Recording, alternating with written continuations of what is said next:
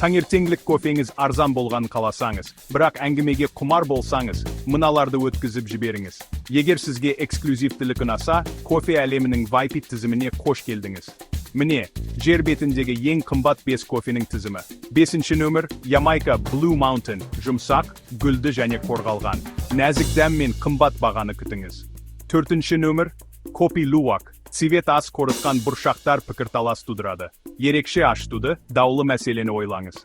3-ші нөмір Black Ivory, тай пілдері шие жейді, ферменттер бұршақтарды өзгертеді, нәтижесінде сирек топырақты дәм шығады. 2-ші нөмір Әулие Елена кофесі, Атлант мұхитындағы шалғай аралда өсіріледі. Шағын өнім және үлкен тапшылық бағаны аспандатып жібереді. 1-ші нөмір Hacienda La Esmeralda Geisha, аукционға шығарылған лоттар және гүлді жасмин ноталары. Таң қалдыратын бағаны жоғарғы деңгейге шығарады. Қорытынды экзотикалық өңдеу, шағын өнім, жарнама, бірақ нағыз сән салтанат. Қанша жұмсасаңыз да, тамаша шыны кофе.